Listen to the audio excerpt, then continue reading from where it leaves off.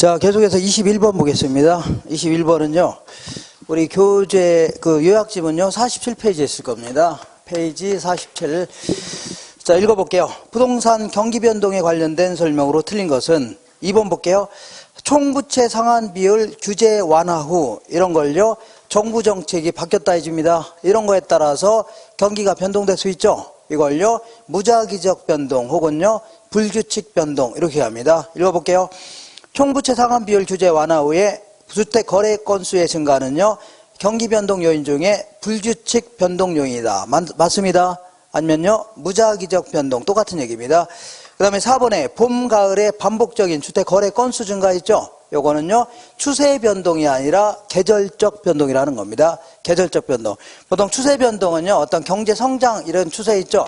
이런 거에 따라 움직이는 걸요, 추세 변동 해주는 거고, 여기서는요, 계절적 변동을 얘기하는 겁니다. 그 다음에 일반적으로 건축 착공량과 부동산 거래량 이런 것들이 경기 변동의 측정 지표로 많이 사용됩니다. 맞는 겁니다. 자, 그 다음에 22번 보겠습니다. 22번. 자, 부동산 가격에 대한 설명으로 틀린 것은 요거는요, 우리 교재 222페이지 있을 겁니다. 220페이지. 자, 먼저 1번에 부동산 감정평가에서 부동산의 기준 시점은요, 감정평가 의뢰일을 기준으로 하는 게 아니라 가격조사 완료일입니다. 가격을 조사하는 게 완료된 날짜, 완료일, 요걸로 합니다. 가격조사 완료일. 그 다음에, 자, 2번 보겠습니다.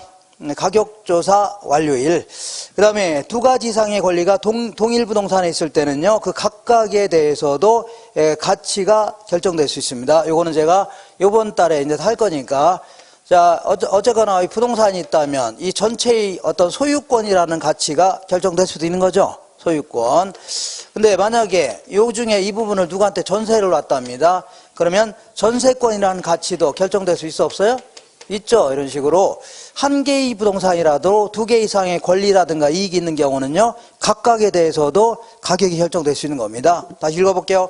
두 가지 이상의 권리가 동일한 부동산에 있을 때는요, 각각에 대해서도 가치가 정해질 수 있는 겁니다. 이렇게. 그 다음에 4번 볼게요. 부동산 가치는 수요가 감소하더라도 즉각적으로 하락하지 않는 하방 경직성의 특성이 있습니다. 그러니까 가격이 계속 내려간다 하더라도 더 이상 내려가 안 내려가요? 어느 정도 되면 더 이상 안 내려갑니다. 이걸요, 하방 경직성이라는 겁니다. 왜냐하면 하다못해 건축비라도 들어가죠. 그거 이상 내려가지 않는다는 얘기입니다. 이걸요, 하방 경직성이라는 겁니다. 이 정도 기억하시면 돼요. 그 다음에 23번 볼게요. 주택의 여과과정 이론과 주거분리에 관한 설명으로 틀린 것은, 요거는 우리 페이지 63페이지에 있을 겁니다. 오늘 공부했던 내용인데, 자, 이렇게 어떤 경계를 사이에 두고, 이렇게, 잘 사는 동네, 못 사는 동네, 구분될 수 있죠? 이걸요, 주거분리 현상이라는 겁니다. 읽어볼게요. 1번에, 주택의 상향 여과는요, 상위 소득계층이 사용하던 기존 주택이 하위 소득계층의 사용으로 전환된다. 결국은 누가 들어오는 거예요? 상위 계층이 들어와요? 하위 계층이 들어와요? 하위 계층이 들어오는 거 있죠? 이걸요, 하향 여과라는 겁니다. 항상 누가 들어오냐, 여기에 초점을 맞추라 하겠죠? 그러니까 이거는요, 하향 여과는요, 상위 계층이 사용하던 기존 주택이 하위 계층의 사용으로 전환된다는 얘기죠. 자, 그 다음에 3번 볼게요. 주거분리는요, 도시 내에서 소득계층이 분화되어 거주하는 현상이 있죠. 도시 내에서 잘 사는 동네, 못 사는 동네 이렇게 구분되는 걸요, 주거분리를 하는 겁니다. 5번에 공가의 발생은요, 주택 여과 과정에 아주 중요한 구성 요소가 될 수 있는 거죠. 비어 있으니까 이렇게 하위 계층이 들어오거나 상위 계층이 들어갈 수 있다는 얘기입니다. 그 다음에 130번 보겠습니다. 부동산 투자의 위험과 수익에 관한 설명으로 틀린 것은, 자 23번에 1번이 정답이에요. 뭐 문제가 있나요? 죄송합니다. 지금 정신 못 차려. 24번은요, 페이지 130페이지에 있을 겁니다. 요거 제가 이제 적어 놓은 걸 막 생각 없이 아까 그런 문제 있잖아요. 이상한 문제. 생각 없이 넘겨야 돼요. 어떻게 하냐고요? 생각 없이만 넘겨야 됩니다. 24번 볼게요. 부동산 투자의 위험과 수익에 관한 설명으로 틀린 것은, 자, 1번 같은 경우는 이해하기 좀 힘드니까 이건 나중에 해도 됩니다. 2번 볼게요. 투자 결정은 기대 수익률과 요구 수익률을 비교함으로써 이루어지는데, 투자자는요, 투자 대안의 기대 수익률이 뭐보다 클 때요? 요구 수익률보다 클 때 투자하려고 할 겁니다. 이렇게. 자, 노량진 가서 고시원 사업 하려고 하는데 B라는 고시원, C라는 고시원, D라는 고시원 이런 것들은 장사가 잘 되는 거는 가격 올리려고 낮추려고요? 올리려고, 안 되는 거 싸게 팔려고 하죠. 그러니까 결국은 10%밖에 못 번다는 얘기입니다. 근데 간혹 가다 보면 싸게 나오는 게 간혹 있어 없어요? 있죠. 이걸 잽싸게 1억에 구입한다면 2천만 원 정도 벌 수 있답니다. 그러면 이때 수익률은 몇 프로 하고요? 20%입니다. 그럼 다른 데 투자하면 10%밖에 못 버는데 여기는 20%니까 여기다 투자하려고 하죠. 이걸요 기대 수익률 해줍니다. 이걸 뭐라고요? 요구 수익률. 그러니까 얘가 얘보다 클 때 투자하려고 하죠. 자, 한 장 넘겨보겠습니다. 넘겨보시면 죄송합니다. 자, 다음 주엔 저걸로 갖고 하니까 착오가 없을 겁니다. 3번 볼게요. 어떤 부동산에 대한 투자자의 요구 수익률이 기대 수익률보다 클 경우. 자, 이거부터 먼저 생각할게요. 그럼 이런 부동산은 나중에 팔려고 내놨는데 어떤 놈이 찾아왔죠? 그러더니 투자액에 비해서 수익이 좋네요. 자기한테 팔으래요. 내가 뭐라고 했어요? 너 얼마 줄래 했더니 이거 한 놈이 한다는 얘기가 당신이 1억 투자했으니까 1억 드리겠다는 얘기죠. 그럼 내가 뭐라고요? 꺼져 그럽니다. 당연히 내 입장에 가격 올리려고 낮추려고요? 올려고 하니까 그 다음 사람은요 기대치가 떨어지죠. 그럼 어디까지 가격이 올라가나 볼게요. 얘는 시장에서 결정된다고 했죠. 얘보다 클 경우에는 계속 올라가는 겁니다. 됐죠? 그러니까 어디에 일 때까지요? 10%가 될 때까지 계속 올라가는 겁니다. 가시겠죠? 그러면 거꾸로 똑같은 논리를 거꾸로 해볼게요. 자, 똑같은 논리로 거꾸로 해보자. 자, 얘는요 1억 투자하니까 500만 원밖에 못 버는 투자안이 있다고 치자. 그럼 이때 수익률은 몇 프로 하고요? 5%가 되겠네요. 맞죠? 그럼 이런 거는 사람이 투자하려고 안 하려고요? 안 하려고 하니까 가격을 낮출 수밖에 없는 거죠. 점점 낮아지면 그 다음 사람은요 기대치가 올라갑니다. 근데 어디까지 가격이 떨어지냐면 얘가 여기에 못 미치는 계속 떨어지는 거죠. 10%가 될 때까지는 계속 떨어지는 겁니다. 이해가 되겠죠?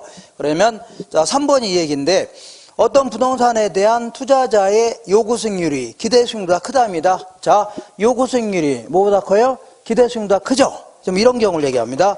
이런 경우는 자 가치가 점점 떨어집니다. 어디일 때까지요? 요게 10%까지 올라갈 때까지 계속 떨어집니다. 이렇게 읽어볼게요. 자, 투자자의 요구 수익률이 기대 수익률보다 클 경우에 요 경우입니다. 대상 부동산에 대한 기대 수익률도 점차 하락하는 게 아니라 점점 상승합니다. 왜냐하면 가격이 점점 떨어지니까 다시 뭐라고요? 올라갑니다. 점점 상승하게 된다. 이렇게 해줘야 돼요.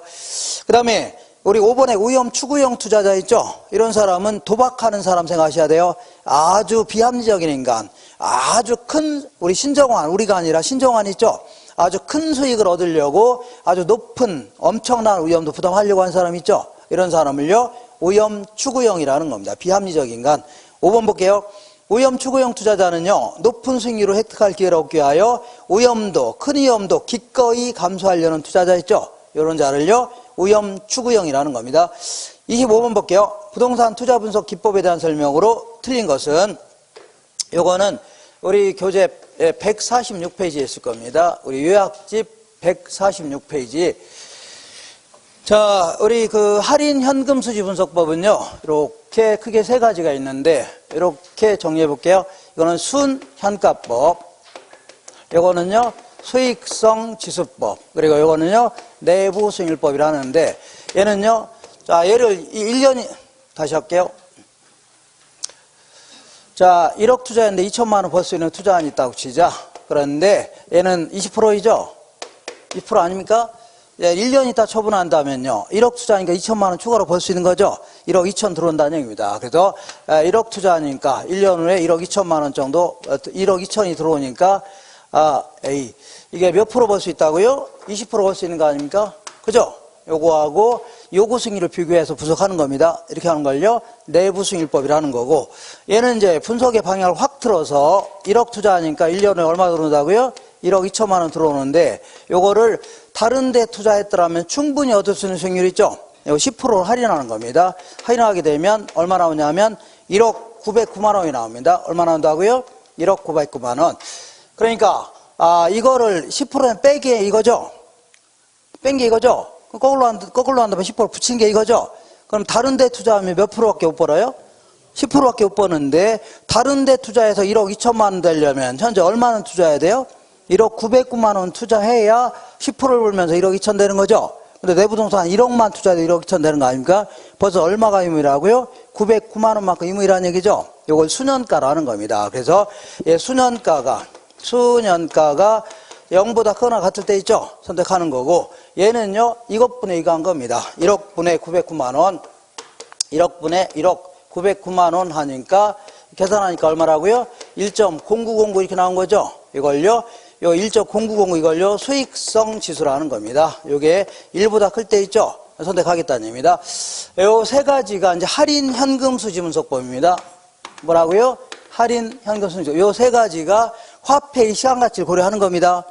다른 데 투자했더라면 화폐 가치가 달라지는 거 있죠? 이거 고려하는 거고, 하나 정도 더 한다면 여기다가 현가 회수기간법이라고 있는데, 현가 회수기간법, 이것도 화폐의 시간 가치를 고려하는 겁니다.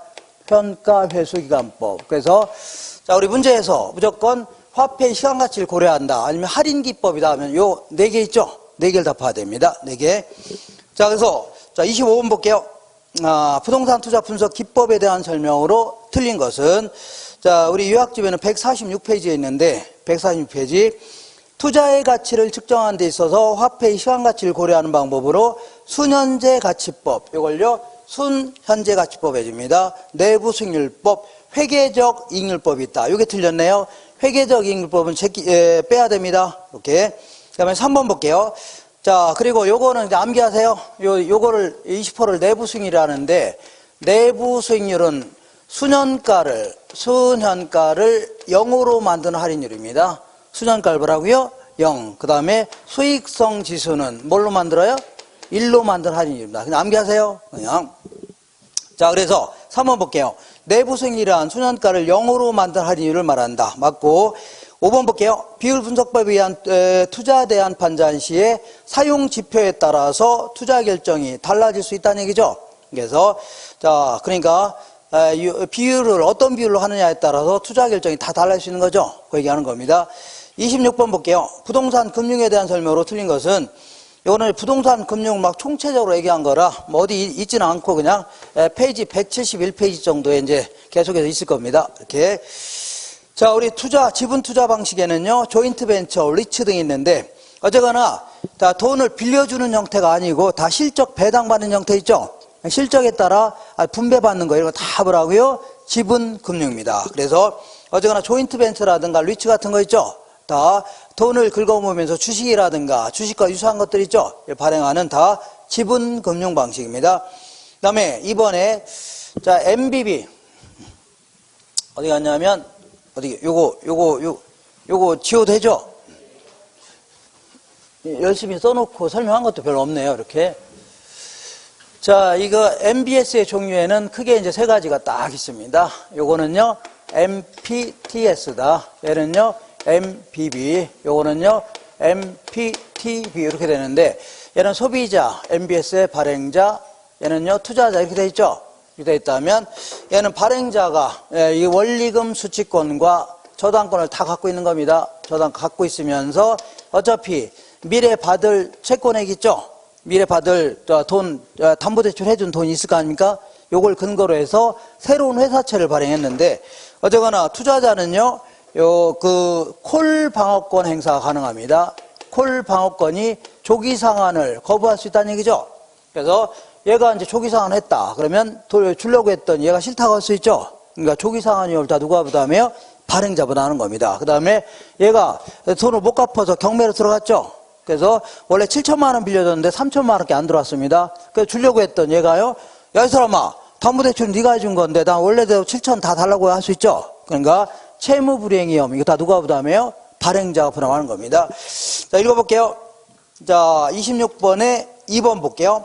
MBB는 조기 상환의 위험부담을 투자자에게 전가하는 게 아니라 발행자가 부담합니다. 발행자 부담해요. 자, 그 다음에 4번 볼게요. 역저당이라는 것은 60세 이상인 분들한테 생활비 형태로 이렇게 빌려주는 겁니다. 이렇게 쭉쭉 빌려주고 있다가, 자, 만기가 됐을 때 그동안 누적된 원금이자를 한꺼번에 회수하는 거 있죠? 이런 형태. 그러니까 저당이 거꾸로 돼 있다 해서 이걸 뭐라고요? 역저당 해줍니다. 읽어볼게요. 역저당은요, 대출자가 차입자의 주택을 담보로 잡은 다음에 매 기간마다 정기적으로 연금 형태로 일정액을 지불하는 형태 있죠? 그런 걸 뭐라고요? 역저당 해줍니다. 아니면요, 영무기지. 우리 이제 금융공사에서 공급하는 주택연금제도 있죠? 금융공사 보증하는 연금제도가 다 역저당의 형태입니다. 문 형태라고요? 역저당. 그 다음에 27번 보겠습니다. 화폐 시간가치 계산에 대한 설명으로 틀린 것은 이렇게. 자, 이렇게 볼게요. 자, 이렇게 해서 박스가 딱 있다면, 박스가 딱 머릿속에 딱 들어오면 좋습니다. 이렇게 한 놈, 두 놈, 얘는 뭐라 할까요? 세 놈, 이렇게. 자, 100원을 예금했을 때 3년 있다 받을 돈이 얼마냐? 그럼 100원 곱하기 뭘 곱하면 돼요? 일시불에 내가계수 곱하면 돼요. 일시불에 뭐라고요? 내가계수. 내가계수. 반대로 3년 후에 133.1원 받을 게 있는데 현재 얼마를 예금해야 되냐? 그럼 이자 쏙 빼낸 금액을 예금하면 되죠? 이때는요 133.1원 곱하기 일시불에 뭘 곱하면 돼요? 현재 가치 계수인 현가계수 곱하면 됩니다. 이거는 공식도 좀 기억하셔야 돼요. 자, 그 다음에 이번에는 자 하나 둘 셋 넷인데 자 30원씩 적금을 불입했을 때 적금 찾을 돈이 얼마냐? 이런 때는요 30원에다 뭘 곱하라고요? 자, 연금에 내가계수 곱하면 돼요. 자, 매기 반복되는 돈을 뭐라고요? 연금이라는 겁니다. 자, 거꾸로.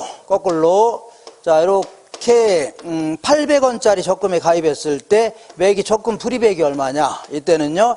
여기 이자 붙인 게 800원이라는 얘기죠. 800원에다 곱하기 요걸 뒤집어 놓은 공식 있죠? 요걸요. 감채기금계수라는 겁니다. 감채기금계수를 곱하면 돼요. 알겠죠? 이렇게 100원에다 뭘 곱하라고요? 요거는요 30원에다가 연금 내가계수, 요거는요 80원 곱하기 감채기금계수 해주면 돼요. 자, 거꾸로 해볼게요. 이렇게 1년, 2년, 3년, 4년인데 40원씩 적금 받을 게 있는데 퇴직연금 받을 게 있는데 이걸 한꺼번에 좀 받으려고 합니다. 이때는요 40원 곱하기 뭘 곱하라고요? 연금의 현가계수 곱하면 돼요. 거꾸로 해볼게요. 거꾸로 이렇게 1년, 2년, 3년, 4년인데 자, 이 900원짜리 그 900원을 퇴직금 받을 게 있는데 이거를 연금의 형태로 받는다면 얼마인가? 그러면 이자 쏙 빼는 게 900원이라는 얘기죠. 그러면 900원에다 뭘 곱하면 돼요? 자, 요거 뒤집어 놓은 공식인 저당상수 곱하면 됩니다. 저당상수. 자, 그래서 이런 걸요 미래 가치를 구하는 공식이다. 얘를 뭐라고요? 현재 가치를 구하는 공식이다 해줍니다. 이렇게. 자, 읽어볼게요. 27번. 화폐의 시간가치 계산에 관한 설명으로 틀린 것은 자, 요거는요. 자, 여기에는 이자도 포함되어 있는 거죠. 그럼 은행에서 900원 빌렸을 때 매기 갚을 원리금 균등 상환액 계산할 때 있죠. 그때 이제 뭐 사용한다고요? 저당상수 사용합니다. 자, 주택 마련을 위하여 은행으로부터 원리금 균등 상환 방식으로 주택 구입자금을 대출한 가구가 그 매월 상환할 금액을 산정할 경우에는 뭘 사용한다고요? 저당상수 사용합니다. 자, 그 다음에 3번 볼게요. 정년퇴직자가 매월 연금 형태로 받는 퇴직금을 일정 기간 적립한 후, 이거 조심하셔야 돼요. 매월 퇴직금을 연금 형태로 받았죠? 받자마자 적금에 불입했다는 얘기입니다. 받자마자 뭐라고요? 적금을 불입했을 경우에 달성되는 금액, 결국은 적금 찾을 돈을 얘기하는 겁니다. 적금 찾을 계산할 때는 뭐라고요? 연금의 내가계수 곱해야 돼요. 뭘 곱하라고요? 연금의 내가계수. 자, 그래서 연금의 미래가치계수를 사용합니다. 자, 그 다음에 4번 볼게요. 10년 후에 1억이 될 걸로 예상되는 토지의 현재 가치를 계산할 경우에는 10년 후에 1억이 될 거랍니다. 이런 식으로 한 번 얘기하는 돈 다 뭘 사용하라고요? 일시불 개념 사용이 됩니다. 그래서 10년 후에 1억이 될 걸로 예상되는 토지의 지금 시점의 가치는요. 1억 곱하기 뭘 곱하라고요? 일시불의 현가계수 곱해야 돼요. 1억 곱하기 뭐라고요? 일시불의 현가계수. 그 다음에 5번에 연금의 미래가치계수는요. 저당상수의 역수가 아니라 연금의 미래가치계수는 뭐하고 역수라고요? 감채기금계수와 역수관계가 있습니다. 얘와 얘는 뭐라고요? 역수관계가 있죠. 감채기금계수와 역수관계가 있다. 이거 한꺼번에 다 설명하니까 더 힘들어 하실 것 같네요. 이거 지금 없었던 설명을 하겠습니다. 이거 지금부터 이거 취소. 집에 가셔서 한번 보세요. 지금 설명한 거 없었던 겁니다. 이거 누구한테 얘기하지 마세요. 자, 그 다음에, 그 다음 문제 볼게요. 대상부동산의 순영업소득은, 요거는 우리 143페이지에 있습니다. 몇 페이지라고요? 143페이지 있는 건데, 자, 이렇게 볼게요. 가유순, 뭐라고요? 전후. 딱 이렇게 한 다음에, 가유순 전후. 자, 이렇게 딱 중심 딱 잡고, 가유순 전후 한 다음에, 여기서부터, 경비 빼고, 그 다음에 빚 갚고 세금 내고 이렇게 되면 되죠? 아닌가요? 그래서 맨 먼저 가능조소득에서 이렇게 여기는요 공부는 안 하고 맨날 기타만 치고 있네. 자, 공실 및 불량부채 빼주고 기타 소득 더한 거 있죠? 요걸 뭐라고요? 유효조소득이라는 겁니다. 무슨 조소득이라고요? 유효조소득이다. 여기서 각종 영업활동과 관련된 경비를 빼낸 거 이걸 뭐라고요? 순영업소득이라는 겁니다. 순영업소득. 여기서 은행에다 갚을 원금이자 요거를요 부채서비스액이라는 겁니다. 부채서비스액. 요거 뺀 걸 뭐라고요? 세전 현금수지해 줍니다. 요거를요 순영업소득. 여기 부채서비스액 뺀 걸 뭐라고요? 세전 현금 수지해 줍니다. 여기서 영업활동 관련된 소득세 빼낸 거 있죠? 소득세 빼낸 걸 뭐라고요? 세후 현금 수지 이렇게 얘기합니다. 세후 현금 수지. 자, 지금 구하려고 하는 게 이제 여기까지 구하는 겁니다. 순영업소득까지. 자, 읽어볼게요. 대상 부동산에 대한 순영업소득은 얼마인가? 자, 건축 연면적은요 1800제곱미터 있는데 유효 임대면적은 여기서 이제 해석을 좀 하셔야 되는데 유효 임대면적이라는 게 결국은요 자 전용면적 기준으로 빌려주겠다는 얘기죠. 전용면적 기준으로 임대료 책정하겠다는 얘기입니다. 그러니까 자 유효 임대면적이 80%란 얘기는 나머지 20%는 뭐 복도라든가 이런 거라는 얘기죠. 그래서 그러니까 총 1800제곱미터 중에 자 볼게요. 1800제곱미터 중에 유효 임대면적이 80%죠. 0.8을 곱해야 됩니다. 그러면 이게 이제 유효 임대 면적이 나옵니다. 그죠? 여기다가 그러니까 뭐 복도라든가 뭐 이 그 놀이터 이런 거 있죠? 놀이터가 아니라 무슨 층계 같은 거 다 빼겠다는 얘기죠. 그래서 실제 사용하는 면적 기준으로 해서 임대료 책정하겠다는 얘기입니다. 그래서 연 평균 임대료가 제곱미터당 얼마라고요? 5,000원이죠. 그러니까 여기다가 5,000원을 곱해야 됩니다. 5,000원. 자, 이렇게 해주면 아마 720만 원 할 겁니다. 얼마 나온다고요? 720만 원. 이게 바로 가능조소득입니다. 뭐라고요? 가능조소득. 여기서 보니까 평균 공실률은 10%라고 돼 있죠, 여기. 그러니까 요거 10% 빼야 되겠네요. 여기 공실률 72만 원 빼야 됩니다. 이렇게. 그러면 648만 원 나올 겁니다. 유효조소득은 얼마라고요? 648만 원. 여기서 이제 영업경비는요, 이렇게 아까 보니까, 거기 보니까 영업경비율은 50%라는 얘기는 유효조소득 기준으로 50%라는 얘기죠? 50% 빼면 되겠네요. 50% 하면요, 324만 원이 되겠네요. 324만 원. 그럼 이것도 마찬가지로 얼마라고요? 324만 원 됩니다. 이렇게. 자, 요거에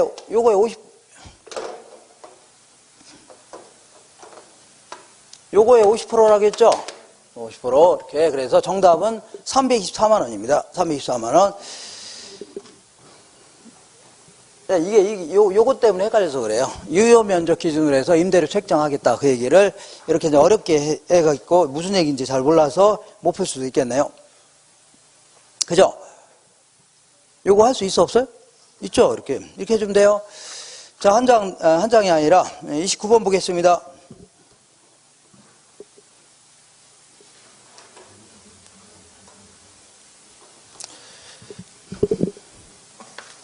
자, 보니까 ABC 세 개의 부동산 자산으로 이루어진 포트폴리오가 있는데 이 포트폴리오의 자산 비중 및 경제 상황별 예상 수익률 분포가 다음 표와 같을 때 전체 포트폴리오에 대한 기대 수익률은 호황과 불황이 될 확률은 각각 50%랍니다. 자, 요거는요, 이렇게 한번 박스를 한번 그려볼게요. 박스 그려본다면, 요거는요, A 부동산, B 부동산, C 부동산, 이렇게 되겠네요. 자, A, B, C 부동산, 이렇게 있는데, 요거는 이제 투자 비율입니다. 투자 비중. 투자 비중, 투자 비율에도 상관없습니다. 자, 비율은 A에게 어디 갔어요? A한테 20% 투자하겠다. B한테는 30% 투자하겠답니다. 이건 50% 투자하겠다는 얘기죠. 이렇게. 자, 그 다음에 거기 보니까 경제 상황별 수익률의 분포가 이제 호황이 될 수도 있고 불황이 될 수도 있는데 호황과 불황이 될 확률이 각각 얼마씩이라고요? 50%죠. 0.5, 0.5 해주면 돼요. 50%. 되셨죠? 50%씩이랍니다.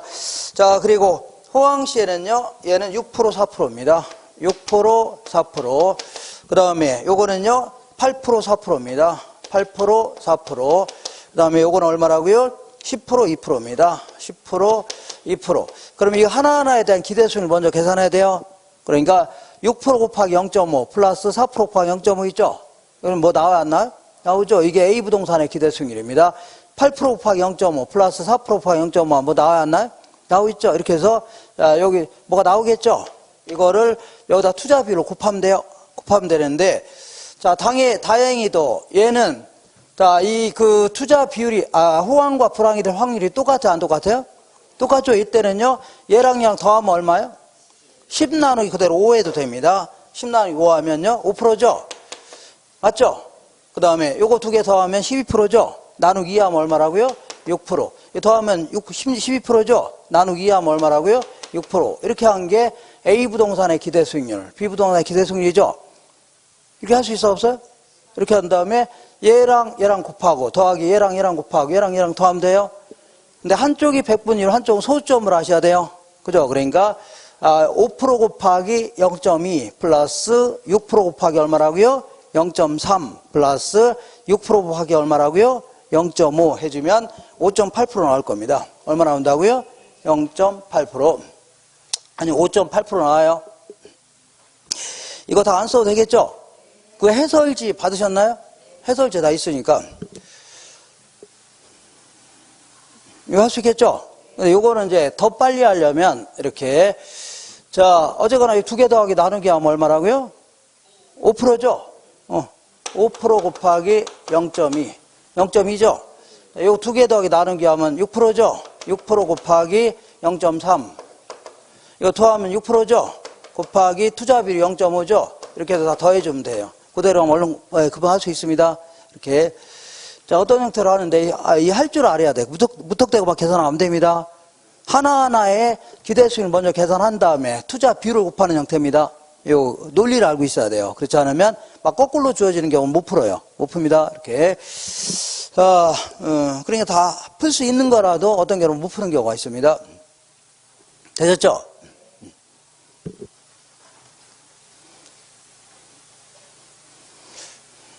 아니면 이렇게 해도 상관없습니다. 자, 6% 곱하기 0.5 플러스 4% 곱하기 0.5 있죠? 그 상태에서 0.1을 곱합니다. 그럼 뭐 나오죠? 그 다음에 8% 곱하기 0.5 플러스 4% 곱하기 0.5 한 다음에 곱하기 뭐라고요? 0.3을 곱하면 뭐 나오겠죠? 이것도 이렇게 나오겠죠? 다 더해줘도 상관없습니다. 이렇게 해서 어떤 형태에서 해도 상관없습니다. 다만 의미를 정확히 알고 계셔야 돼요. 뭐라고요? 의미. 그렇지 않고 막 풀면 안 돼요. 말하면 약간 틀어서 나오면 손흥무 됩니다. 진짜입니다. 틀어서. 자, 그 다음에 30번 보겠습니다. 30번. 여기 지워도 되죠? 하나하나에 대해서 기대수를 먼저 계산한 다음에 투자비를 곱해주는 겁니다. 이렇게. 자, 그 다음에 이렇게 볼게요.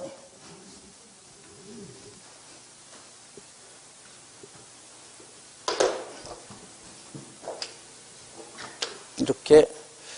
자, 우리 뭐냐면, 이렇게, 여기 볼게요. 이쪽으로.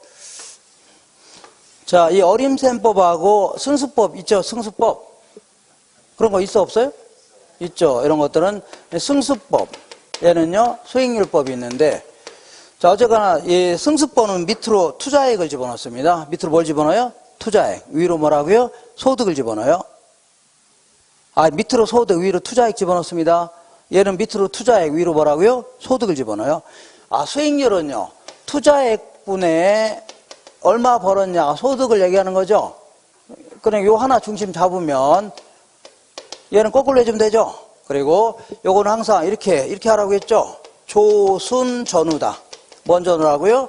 조순, 전후한 다음에 요 두 놈은 뭐하고 비교하라고요? 총투자액하고 비교하고. 얘는 뭐하고 비교하라고요? 지분투자액하고 비교하라고 했죠? 이거 처음 들어보나요? 조순, 전후다. 그래서 자, 할 수 있죠? 오케이.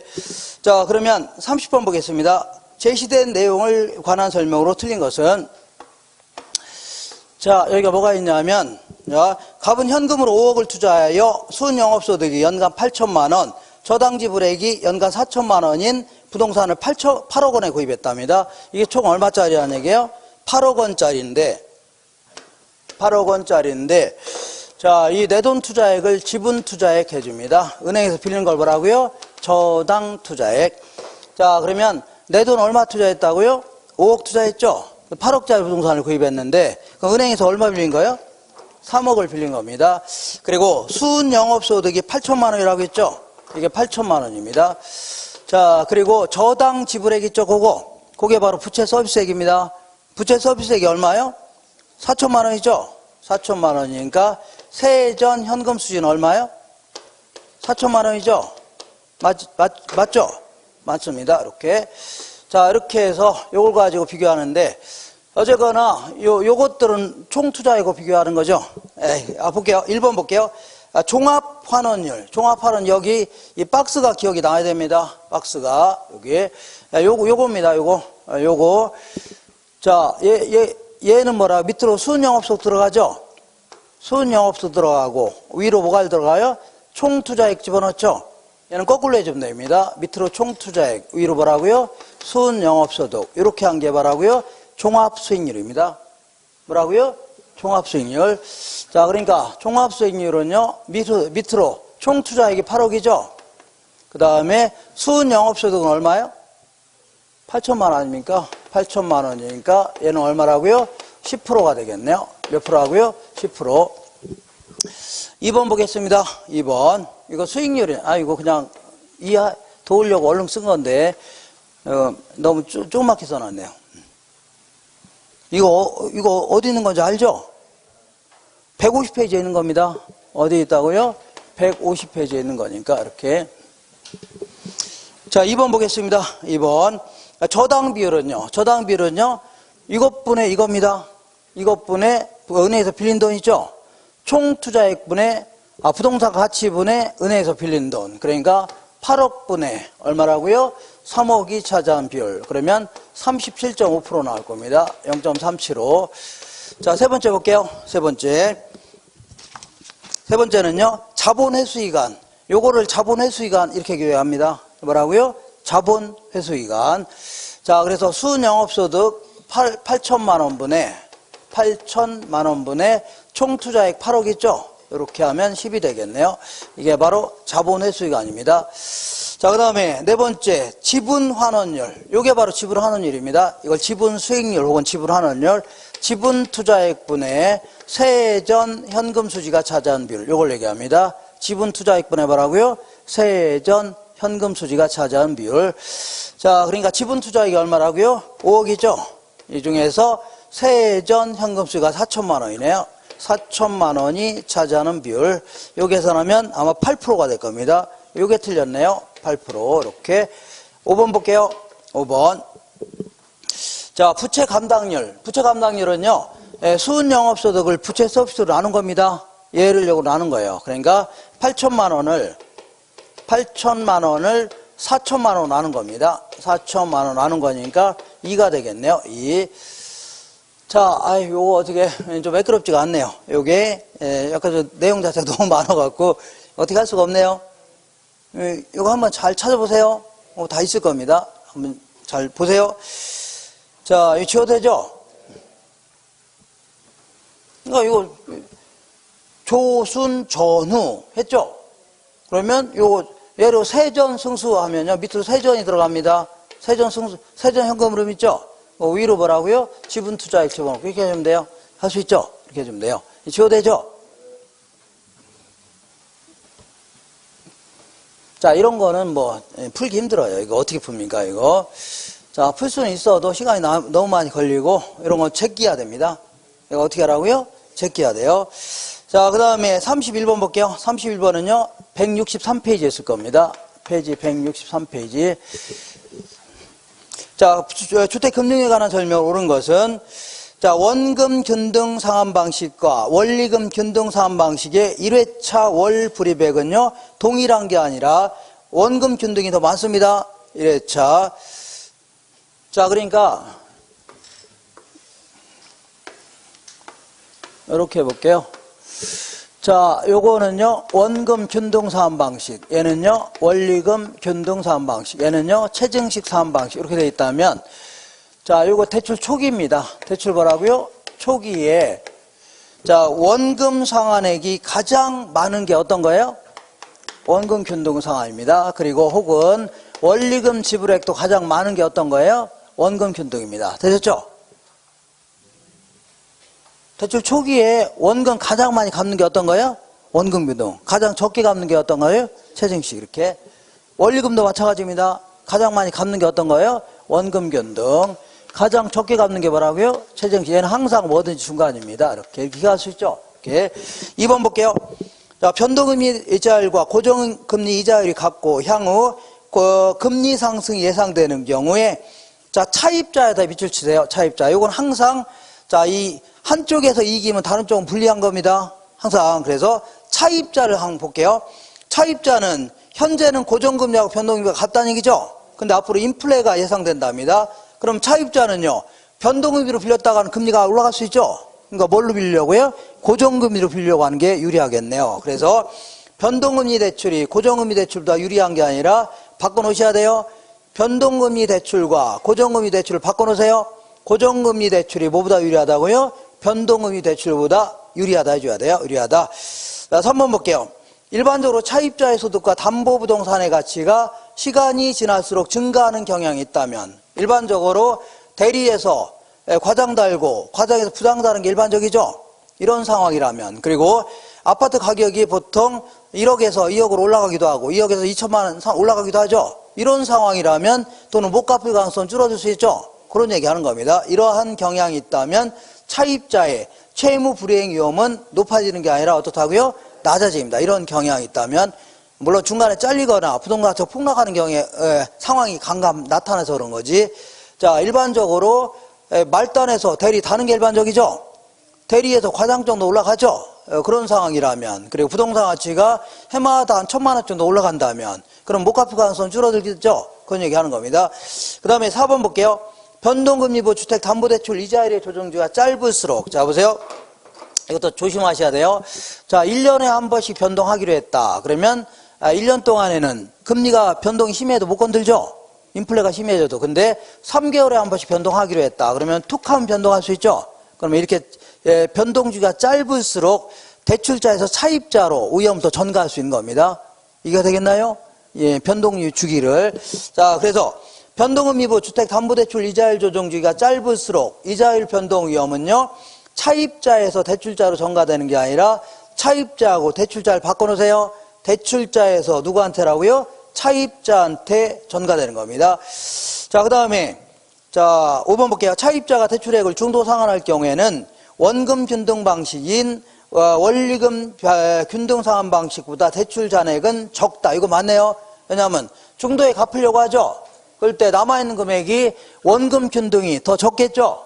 그럼 초기에 더 많이 갚았으니까 남은 금액이 작죠. 그러니까 요건 맞는 겁니다. 원금 균등 상환 방식이 원리금 균등 상환 방식보다는요, 대출 잔액이 어떻다고요? 작다. 이거 맞네요. 맞아, 안 맞아요? 맞는 겁니다. 한 장 넘겨볼게요. 32번 볼게요. 요거는 부동산 투자회사법에 대한 설명인데 182페이지 있을 겁니다. 182페이지. 자, 우리나라 부동산 투자 회사에 관한 설명 틀린 것은, 우리나라에서는요, 이게 이제 구조조정 리츠, 요게 바로 주된 목적으로 설립한 회사고, 일반 부동산에 투자할 수도 있는데, 여기는요, 자기관리 리츠라는 게 있고, 그 다음에 위탁관리 리츠라는 게 있습니다. 일탁관리 리츠다. 이렇게 읽어볼게요. 2번 볼게요. 기업 구조조정 부동산 투자회사는요, 회사가 실체가 없는 명목회사로, 얘들은 전부 다 자, 이 취득세는 50% 다 감면해 줍니다. 그렇지만 자기관리 리츠는요, 법인세는 과세합니다. 그리고 얘네들은요, 법인세는 면제해 줍니다. 물론 90% 이상 배당했을 때. 그래서 2번 볼게요. 기업 구조조정 부동산 투자회사는요, 회사가 실체가 없는 명목회사라고. 이건 맞습니다. 법인세 면제 혜택이 없는 게 아니라 있습니다. 면제 혜택이 있습니다. 거기 확인해 보세요. 맨 아래 있을 겁니다. 그 다음에, 자, 어디를 볼 거냐면요. 5번 볼게요. 위탁관리 부동산 투자회사는요, 자산의 투자 운용 업무를 자산관리회사한테 위탁하는 겁니다. 자, 얘는 실체가 있는 회사죠. 실체가 있는 회사고, 얘는 서류상으로만 존재하는 명목회사입니다. 얘도 뭐라고요? 명목회사이기 때문에 투자 운용을 누구한테 맡겨야 돼요? 자산관리회사한테 맡기는 형태입니다. 맡기는 형태예요. 그 다음에 33번 보겠습니다. 부동산 투자에 있어서 위험관리 방안으로 틀린 것은, 요거는요, 135페이지에 있을 겁니다. 몇 페이지라고요? 135페이지. 자, 사업위험 감소를 위하여 투자자는 2번 볼게요. 2번. 부동산 투자에 있어서 33번 다시 읽어볼게요. 위험관리 방안으로 틀린 것은. 요거는 정답이, 이거 제가 미처 확인 못했는데, 이거 복수 정답입니다. 복수 정답. 2번하고 4번이에요. 정답 몇 번이라고요? 2번하고 4번입니다. 이거 잘못했어요? 2번하고 몇 번이라고요? 4번. 자, 2번 볼게요. 사업위험 감소로 인하여 투자자는요, 경제환경 변화에 민감한 업종인 단일 임차인으로 구성한다. 자, 내가 원룸만 딱 운영하고 있는데 생각해 볼게요. 이거를 건설업계 종사한 사람만 다 집어넣었다. 그러면 건설 경기가 나쁘면 임대료 하나도 안 들어올 수 있죠. 위험이 상당히 크다는 얘기입니다. 그러니까 아무래도 다양한 업종이 있죠. 일부는 건설업계 종사한 사람들, 일부는요 부동산 중개업자들, 일부는요 학교 다닌 사람들, 이런 사람 있죠. 다양한 업종을 집어넣는 게 훨씬 더 포트폴리오 분산 효과가 나타납니다. 그러니까 요거 틀렸습니다. 경제환경 변화에 민감한 업종인 단일 임차인보다는요, 경제환경 변화에 민감하지 않은 다양한 임차인. 무슨 임차인이라고요? 다양한 임차인으로 구성하는 게 위험을 줄일 수 있는 겁니다. 알겠죠? 여기 이제 복수 정답이었습니다. 이게. 그다음에 4번도 틀렸는데, 4번은요, 위험관리 방법으로 요구 수익률을, 위험을 관리하는 거니까, 때로는, 이 요구 수익률을 높일 수도 있고 줄일 수 있는 거죠. 근데 여기서는요, 위험관리 방안으로 했다는 얘기는 위험이 커졌으니까 어떻게 할 거냐 그런 얘기죠. 박박 우길 수가 있다는 얘기입니다. 그래서 그럼 위험이 커지면 사람들 요구 수익률을 상향 조정해야 되죠. 위험이 커지면 그에 상응한 높은 수익을 갖고 요구하죠. 그래서 상향 조정하고 민감도 분석, 평균 분산 분석 등을 실시한다는 얘기죠. 이렇게 해줘야 됩니다. 자, 그래서 4번도 복수 정답 인정했던 겁니다. 아니, 원래 위험이 줄어들면 요구 수익률을 줄여야 되죠. 위험이 커지면요, 요구를 높여야 되죠. 근데 여기서는 위험관리 방안이 뭐냐, 위험이 커졌으니까 어떻게 할 거냐, 이렇게 박박 우긴다 하면 그때는 뭐라고 해야 돼요? 요구 수익률을 상향 조정해야 되는 거 아니냐는 얘기죠. 이렇게 답해야 됩니다.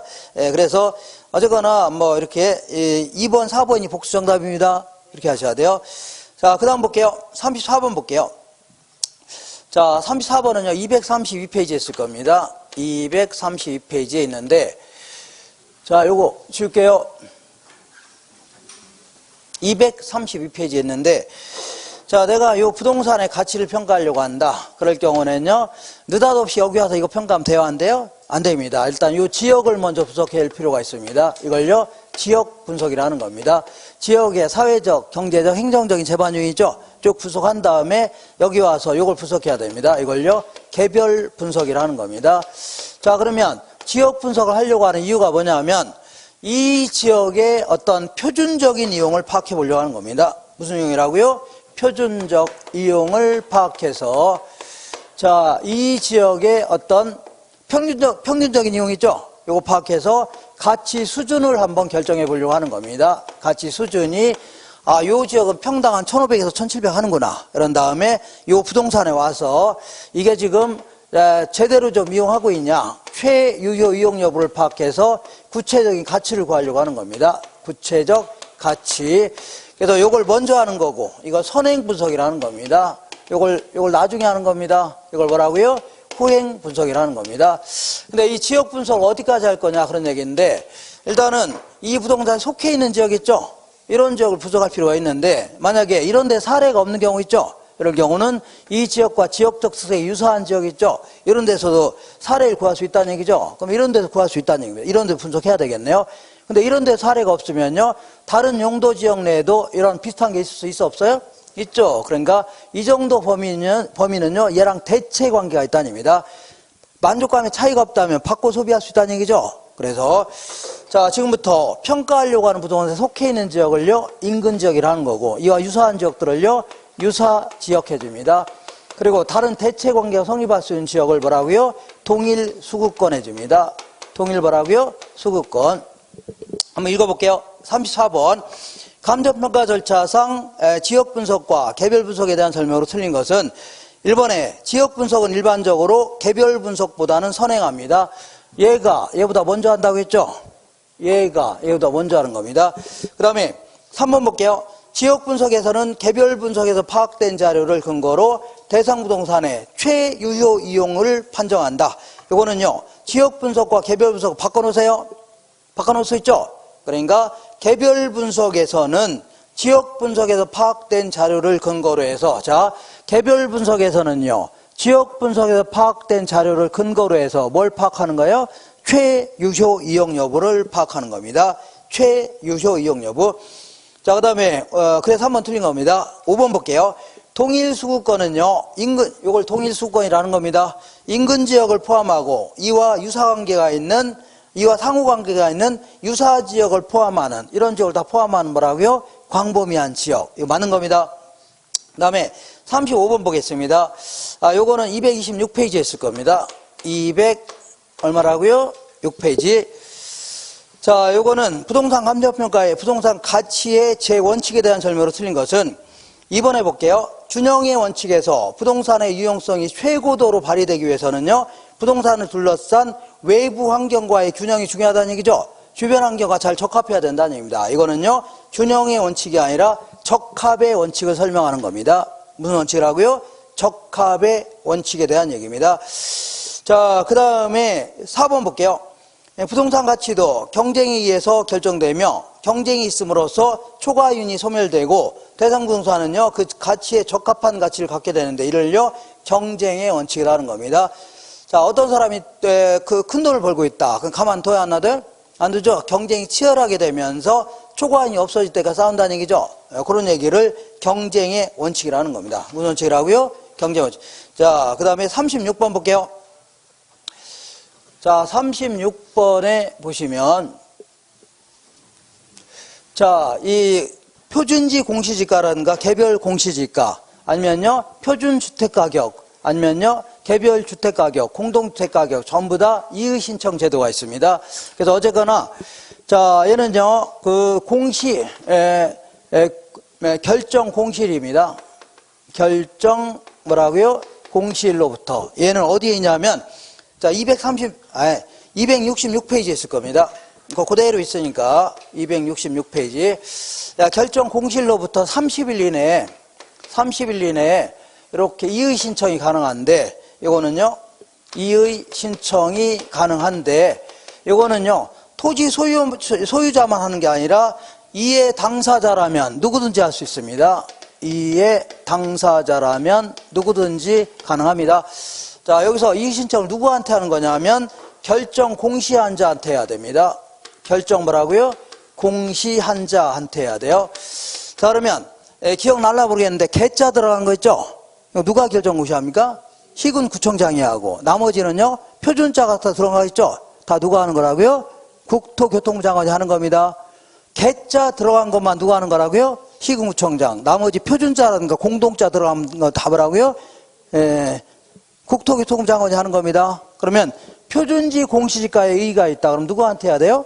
국토교통부 장관한테 해야 되는 거예요. 되셨죠? 결정 공시한 자에서 해야 됩니다.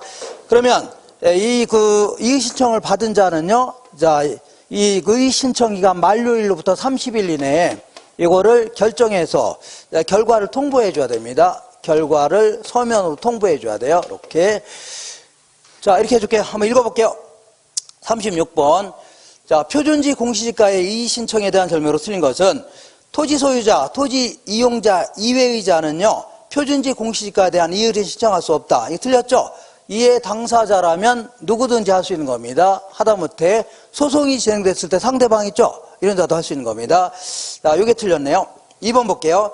이의 신청은요, 표준지 공시지가 공시일로부터 언제까지라고요? 30일 이내 해야 됩니다. 그 다음에, 자, 4번 볼게요. 국토교통부 장관은 이의 신청기가 만료된 날로부터 30일 이내에 이의 신청을 심사하여 그 결과를 신청인에게 서면으로 통지해야 되죠. 결과를 30일 내에 통지해 줘야 됩니다. 그 다음에 37번은요, 우리 교재 이 페이지 236페이지에 있을 겁니다. 236페이지 있는데, 자, 완전 경쟁 시장이라면요, 자, 요 세 가지 층에서 평가한 거, 원가 방식, 그 다음에 비교 방식, 수익 방식으로 평가한 게 항상 같을 수밖에 없는 겁니다. 근데 현실적으로 완전 경쟁이 될 수가 있어 없어요? 없죠. 그러니까 그 세 가지 방식이 다 틀릴 수밖에 없는 거죠.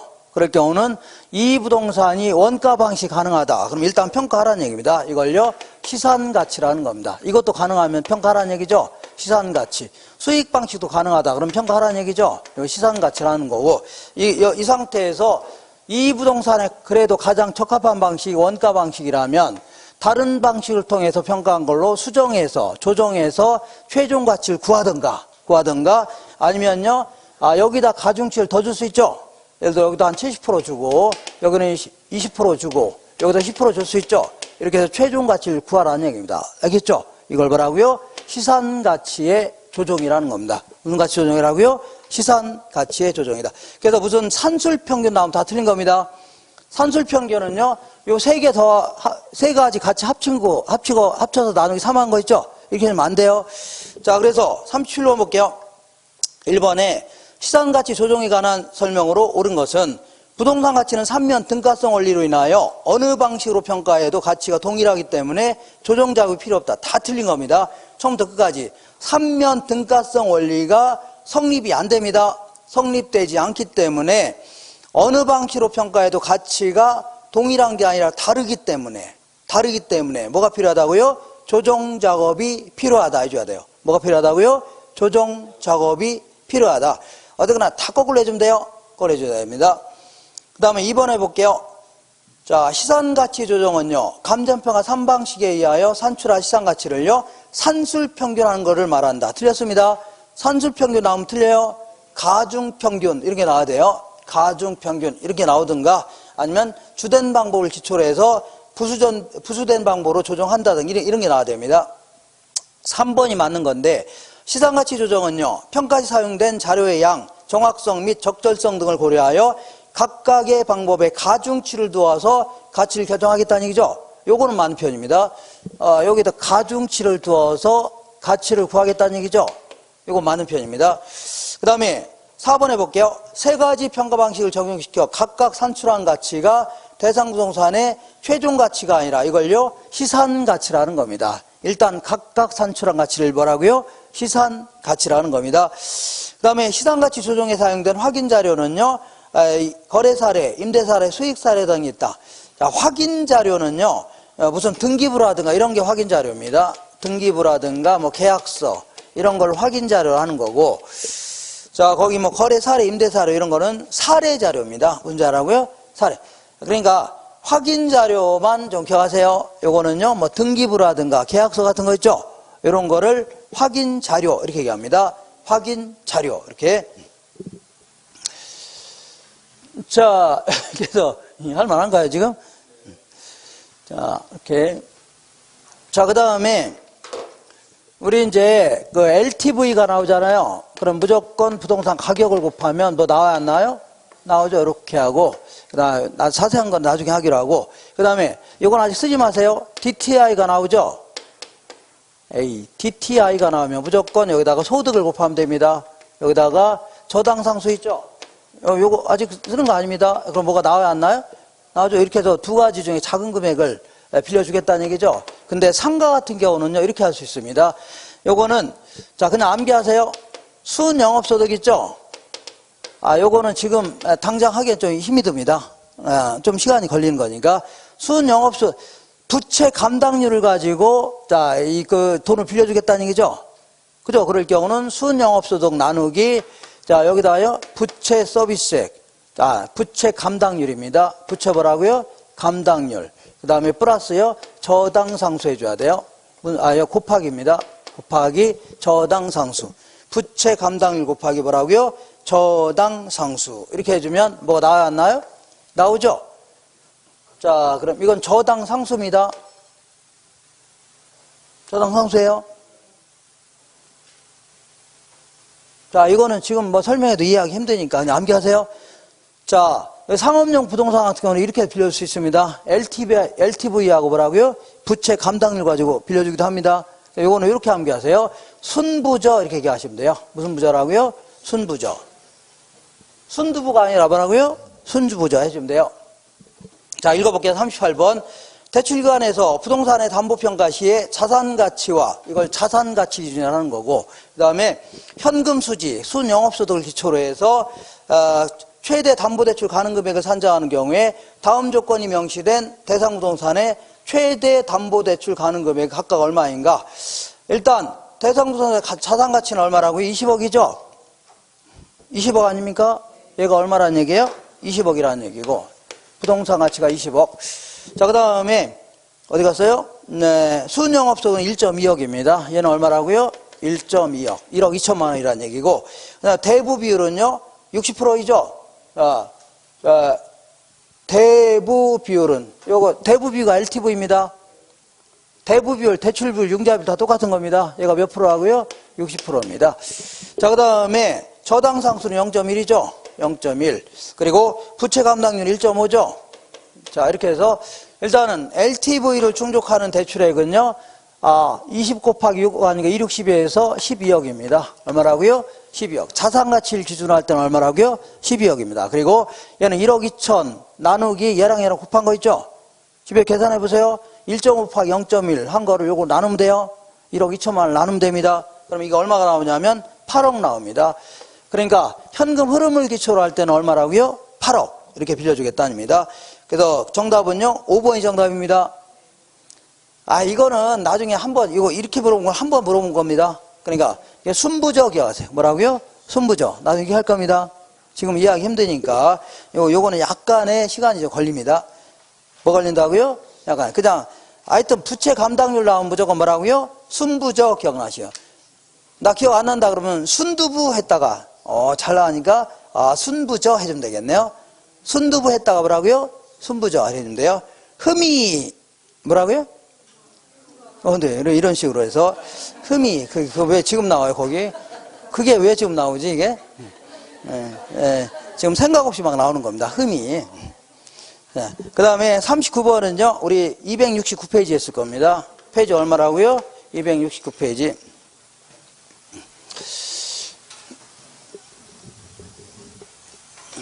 (260페이지) 자, 그 감정평가에 관한 규칙에 규정된 내용 중 옳은 것은 대상 물건에 대한 평가는요 적정 가격 또는 적정 임료를 결정하는 게 원칙이 아니라 시장 가치로 평가하는 게 원칙입니다. 시장 가치로 평가하는 게 원칙이다 이렇게 나옵니다. 원칙적으로 적정 가격, 적정 임료 이거는요 부동산 가격 공시에 관한 법률에서 나오는 용어고 우리 감정평가 규칙에서는요 시장 가치를 평가하는 게 원칙입니다. 알겠죠? 통상적인 시장에서 성립이 가능한 가치 이걸로 평가하는 게 원칙입니다. 이번에 볼게요. 산림은요 산림이 있다면 요거는요 산지도 있고 나무도 있죠? 따로따로 평가하는 게 원칙입니다. 그래서 산림은요 임지와 임목을 구분해서 평가하는 게 원칙입니다. 자, 그리고 감가 수정할 때는요 내용연수를 표준으로 한 정액법, 정률법 또는 상환기금법 중에서 대상 물건의 적정한 방법에 따라서 함을 원칙으로 한다는 얘기죠. 그래서 우리 이거 한번 하긴 했는데 내용연수에 따라 평가하는 게 원칙입니다. 여기서 내용연수는요 정액법, 정률법, 상환기금법입니다. 이렇게 해서 우리 교재에 있을 겁니다. 어디에? 그 다음에 리을번에 평가는요 이 물건마다 따로따로 평가하는 게 원칙입니다. 어떻게 평가하는 원칙이라고요? 근데 만약 2개 이상의 대상 물건이 있다 이럴 경우에 복합부동산을 얘기하는 거죠. 이게 일체로 거래되거나 용도상 불가분의 관계가 있는 경우 있죠. 일단은 통째로 평가할 수도 있게 하고 있습니다. 읽어볼게요. 평가는 대상 물건마다 개별로 행해야 된다. 다만 2개 이상의 대상 물건이 일체로 거래되거나 대상 물건 상호 간의 용도상 불가분의 관계가 있는 경우 있죠. 이럴 경우는요, 일괄해서 평가할 수 있도록 하고 있습니다. 그 다음에 건물의 평가는요, 거래 사례 비교법으로 평가하는 게 원칙이 아니라 원가법으로 평가하는 게 원칙입니다. 원가법. 그래서 이렇게 하시면 돼요. 자, 그 다음에 이렇게 여기 볼게요. 마지막 문제 40번은 236페이지에 있을 겁니다. 236페이지 있는데, 이 부동산의 가치를 평가하는 방법은 크게 이제 3가지가 있습니다. 들어간 비용이 얼마냐, 요걸 기초로 평가하는 걸요, 원가 방식이라는 거고, 그 다음에요, 원가 방식입니다. 그 다음에 시장에서 거래되는 가격 있죠? 요걸 기초로 평가하는 걸 뭐라고요? 비교 방식이라는 겁니다. 요거는 우리 교재 236페이지에 있습니다. 그 다음에 그 미래 예상되는 수익을 기초로 평가하는 걸 뭐라고요? 수익 방식이라는 겁니다. 그리고 요것도 가치를 구하는 걸 뭐라고 하냐면, 요거를 가치를 구하는 걸요, 원가법 해줍니다. 임료를 구하는 걸요, 적산법 해줍니다. 적산법. 자, 그리고 요것도 가치를 구하는 걸 뭐라고요? 거래 사례 비교법이라는 거고, 임료를 구하는 걸요, 임대 사례 비교법이라는 겁니다. 그리고 수익 방식에서 가치를 구하는 걸요, 수익 환원법 해줍니다. 수익 뭐라고요? 환원법. 임료를 구하는 걸 뭐라고요? 수익 분석법이라는 겁니다. 수익 분석법. 자, 읽어볼게요. 자, 40번에 가로 안에 들어가려고 옳은 것은, 원가 방식은요, 비용성의 원리에 따라서, 무슨 성이라고요? 비용성 원리에 따라서 가치를 구하는 거를요, 자, 원가법, 임료를 구하는 걸요, 적산법. 그 다음에 비교 방식은요, 시장성 원리에 따라 가치를 구하는 걸요, 거래 사례 비교법 집어넣어야 됩니다. 거래 사례 비교. 임료를 구하는 걸요, 임대 사례 비교법. 수익 방식은요, 수익성 원리에 따라 가치를 구하는 걸요, 수익 환원법. 임료를 구하는 걸요, 수익 분석법. 이렇게 해줘야 돼요. 수익 분석법. 그래서 정답은 3번입니다. 3번. 자, 이렇게 해서 요 문제가 약간 어려운 문제가 좀 있네요. 어려운 문제가 있어, 없어요? 아, 쉬워요? 약간 어려운 문제가 좀 있네. 이게 처음부터. 예? 이렇게 쉬웠다, 어려웠다 합니다. 이것도. 그래서 좀 쉬운 문제도 많이 있으니까 잘 보면은 잘하면 이게 좀 약간 어렵네. 이게 21회 때가. 약간 어렵게 물어본 겁니다. 약간. 그래서 그 다음 주에는요, 아까 얘기한 대로, 자, 23회를 풀 겁니다. 그리고 22회하고 24회는 꼭 풀어오세요. 풀어오서 이렇게 체크를 해오세요. 체크해보세요. 너무 안 풀리는 거 좀 체크하세요. 그거 아주 풀 겁니다. 이렇게 해서 오늘 이 정도 마무리하고 다음 주에 뵙겠습니다. 고생하셨습니다. 네.